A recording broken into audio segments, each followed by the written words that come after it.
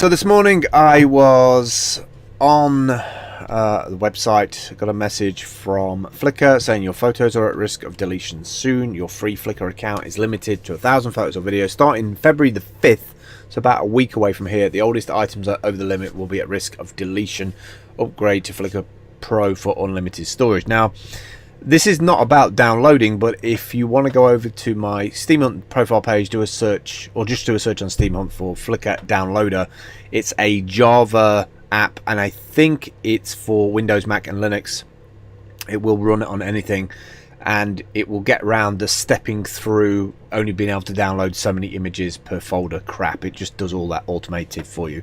This is not about that. This is basically about moving all your photos away and storing them somewhere in the cloud. So this is the flickr-pro pricing structure right now. It's €450 a month, which is not super expensive, but it is another monthly cost. And if you are a Flickr user, been on the platform for over a decade or so, it's another bill to worry about every month or yearly, depending on how you go about it. So I just want to show you an easy way to get those files that you've downloaded somewhere else, so that you don't have to pay that. So I'm just going to quickly show you. These are the folders that I downloaded. My pictures come to 8.73 gigs, so it's a lot of storage that is required for these. I have a copy on my hard drive, I have a copy backed up, but I also have one in the cloud as well, which is using a great piece of software called dropshare. Now, we're going to be using a combination of backblaze b2 because they give you a free 10 gig amount of space. So obviously I can upload all of those images into this, and that comes free with their sign up service. You just sign up and you get it for free.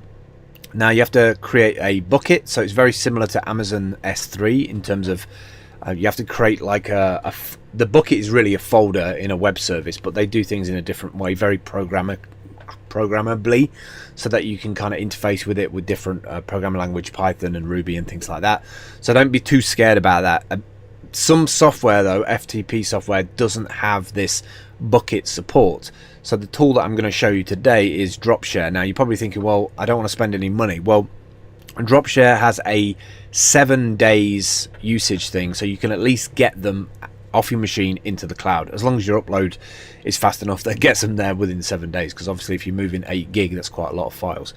But I heartily recommend dropshare, even if it's just for those 7 days, to upload all that file structure into this bucket on backblaze. Like I said, they give you free 10 gig of space, so it should be more enough for enough for most users.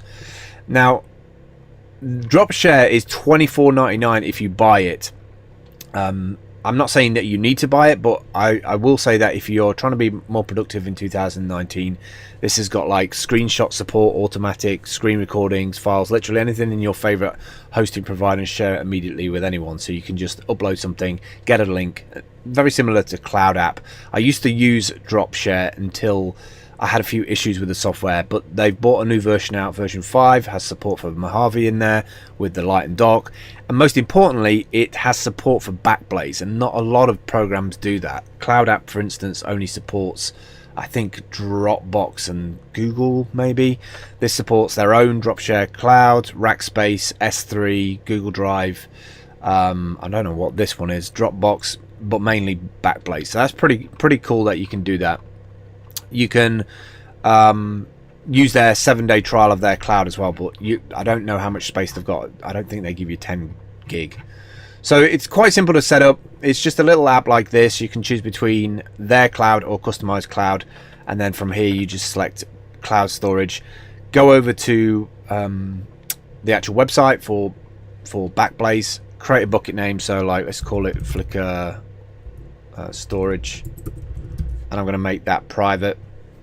And then what will happen is it will give you a bunch of details. It will give you a bunch of like the bucket ID and everything. I'm going to delete this one obviously, but it gives you bucket ID and all of the bucket settings that you need to fill in into this segment here, and then it becomes almost like a native FTP, so you're dragging and dropping from one side to another. Really fast way of getting a backup of all your Flickr pictures up onto the cloud, somewhere safe, somewhere stored safely away from your machine.